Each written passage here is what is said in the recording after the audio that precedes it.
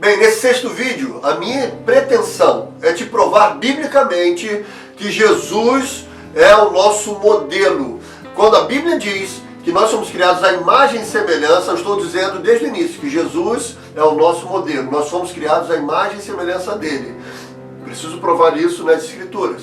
Vem comigo e você vai saber aonde nós encontramos todo o link desse processo. Que Deus te abençoe.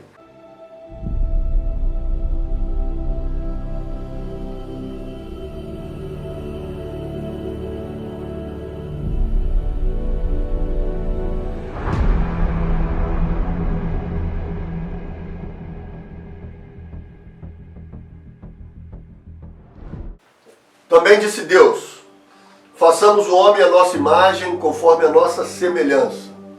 O desafio desse vídeo é gravar na sua mente e te explicar que nós somos feitos à imagem e semelhança de Jesus. É te explicar isso biblicamente. Eu falar não basta. Nós já temos gravado uma série de vídeos onde eu tenho afirmado isso e eu quero chegar agora na conclusão desse pensamento. Porque se você quiser entender, você precisa traduzir essas palavras de uma outra forma, porque existe uma outra forma de você compreender essa questão da imagem e da semelhança. Nós poderíamos traduzir Gênesis 1:26 da seguinte forma: também disse Deus, façamos o homem a nossa figura representativa, imagem, conforme o nosso modelo, semelhança. Sim, essas formas de tradução de imagem e semelhança são possíveis. E são as melhores formas de você compreender o contexto. Porque, na verdade, esse texto, essas expressões não estão soltas dentro do texto de Gênesis.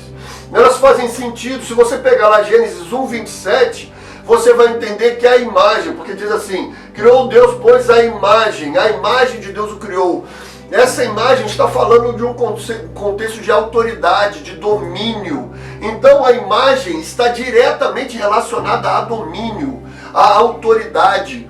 E a semelhança? A semelhança está fazendo referência a um modelo. Tinha um modelo na criação. Pai, Deus Filho, Deus Espírito Santo. Nessa trindade havia um modelo que modelou o homem. Nós só entendemos isso lá em Gênesis capítulo 2, verso 7, quando diz: então formou o Senhor Deus o homem do pó da terra. Esse formou foi o texto, foi o último vídeo, onde eu amassei aquela massa, peguei o modelo e coloquei, porque é feito sob compressão. Havia um modelo que foi comprimido no barro, e aí então saiu o homem.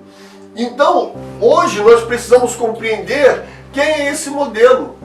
E esse modelo é o Senhor Jesus Cristo, e eu preciso provar isso para você. Qual é a grande dificuldade que até os teólogos muitas vezes têm de entender que nós somos feitos à imagem e semelhança de Jesus? Eu vou te responder algumas questões que são levantadas para que você possa quebrar esses paradigmas, para que você possa compreender por que Jesus é o nosso modelo, que nós fomos feitos à imagem e semelhança dele. A primeira dificuldade que nós temos é que nós só pensamos em Jesus a partir de Mateus. No máximo, conseguimos pensar em Jesus a partir dos escritos proféticos. Quando, por exemplo, Isaías fala a respeito do nascimento de um menino. Então, nós pensamos em Jesus normalmente a partir do Novo Testamento. Mas hoje eu vou te provar, escrituristicamente, que Jesus estava na criação. Então, se você quiser entender por que eu tenho afirmado que nós fomos feitos à imagem e semelhança de Jesus, você precisa primeiro compreender: olha, Jesus realmente encarnou e se manifestou a partir do Novo Testamento. Mas Jesus estava na criação com o Pai, juntamente com o Espírito Santo. E eu vou te provar isso. Uma outra questão que é levantada, que nós normalmente temos dificuldade de entender, é que quando nós lemos as páginas de Gênesis, capítulo 1, capítulo 2, nós só enxergamos o Deus Pai, criando todas as coisas, e o Deus Espírito Santo pairando sobre as águas. E não vemos a referência de Jesus, o nome dele escrito. E aí então nós pensamos que Jesus não estava lá. Mas eu vou te provar hoje que Jesus estava lá. Inclusive a expressão quando diz assim, também disse Deus, esse Deus aqui, na sua forma original, é Elohim, majestade plural. Havia um concílio divino, onde estava o Deus Pai, estava o Deus Espírito Santo, mas o Filho também estava lá, e eu vou te provar isso.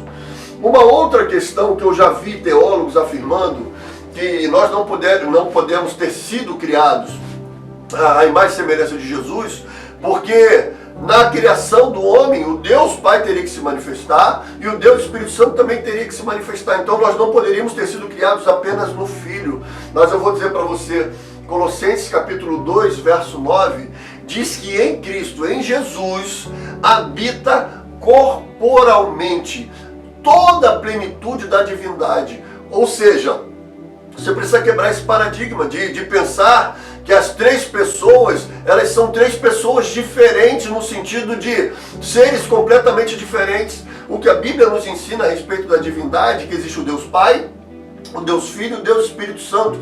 Três pessoas, mas de mesma essência. Então, quando nós lemos Gênesis 1, 26, nós conseguimos compreender, então, que não há nenhuma dificuldade se você pensar que Jesus era esse modelo. Por que Jesus não há dificuldade de pensar que Jesus era o modelo? Porque nele habita corporalmente a plenitude da divindade. O Pai está nele e o Espírito está nele. Se você compreender, Jesus fala assim, eu e o Pai somos um. E quando ele fala do Espírito, ele vai falar que ele vai enviar do seu Espírito para ser o nosso Consolador.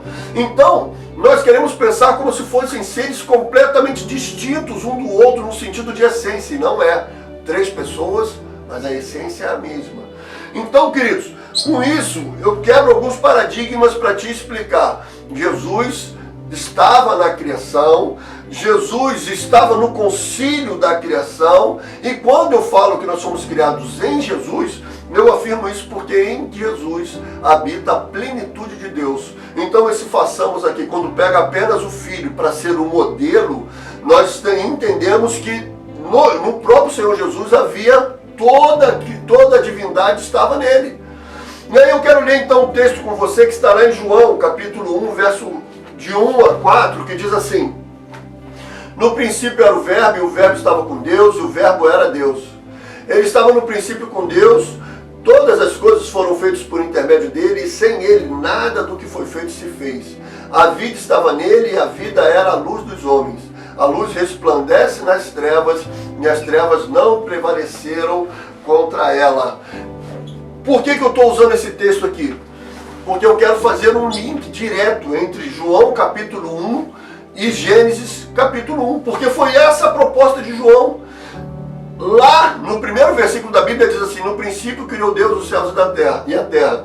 João, no capítulo 1, versículo 1 do seu livro, ele diz: no princípio criou Deus os céus, no princípio era o Verbo.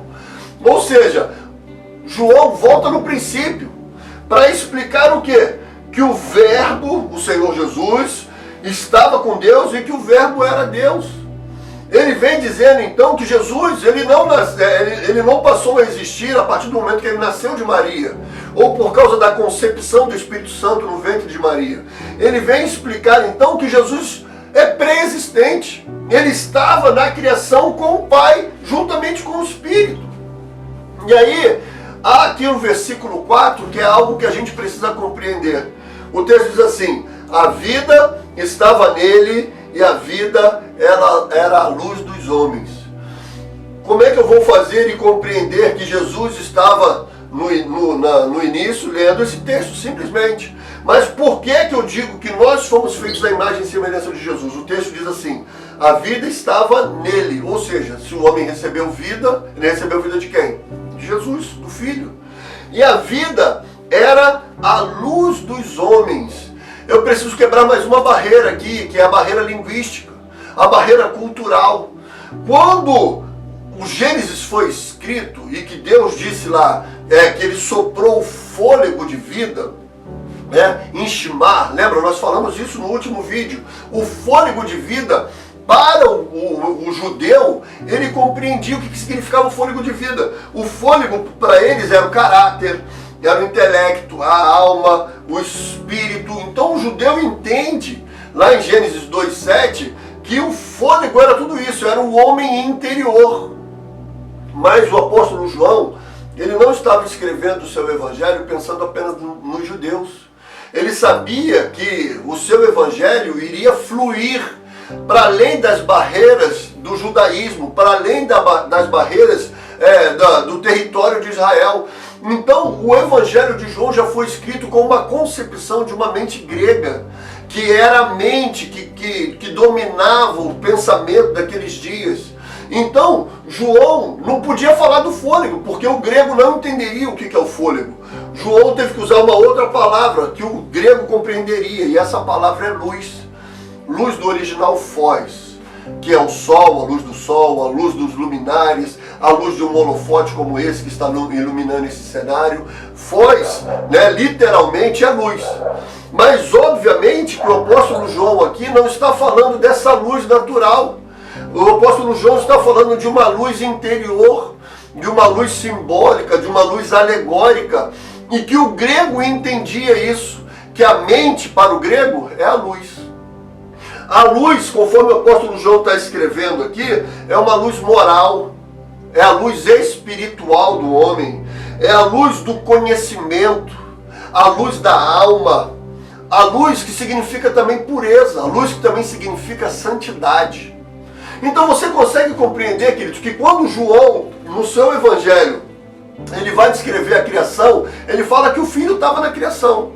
E ele vai dizer que esse fôlego que o homem recebeu, no Antigo Testamento a palavra era fôlego, mas no Novo Testamento, para que nós pudéssemos compreender, a palavra é a mesma expressão, é luz. Fôlego e luz fazem referência à mesma coisa, a esse homem interior. Então eu afirmo categoricamente, esse verbo que estava na criação gerou a luz nos homens, através do fôlego divino.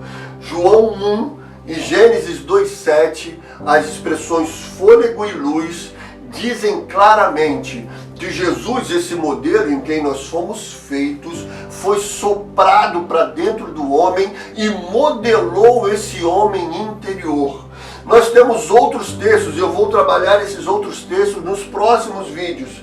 Mas hoje, para que o vídeo não fique tão extenso, eu quero que você compreenda por que é que eu afirmo que Deus, ao criar o homem à imagem e semelhança, a sua imagem, a sua semelhança, criou o homem à imagem e semelhança de Jesus. Por causa exatamente de Gênesis 2,7 e de João capítulo 1, verso 4.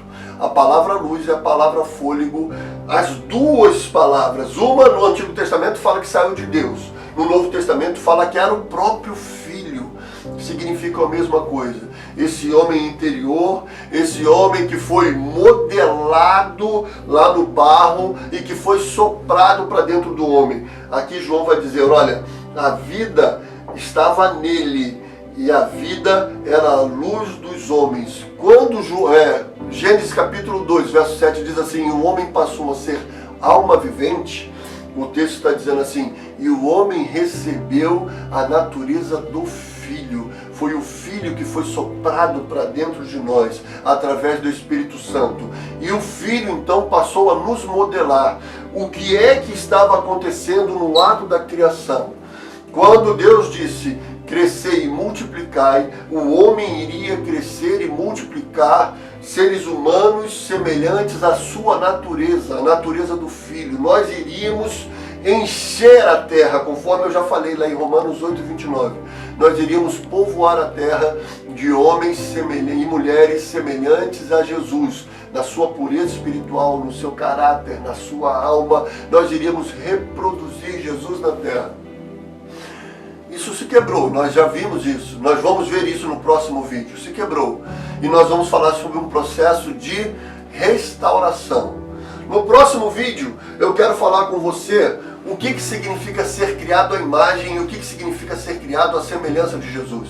Essas características da criação precisam fazer parte da nossa vida hoje. E é sobre isso que eu quero falar no próximo vídeo. Eu te aguardo, em nome de Jesus, que Deus te abençoe.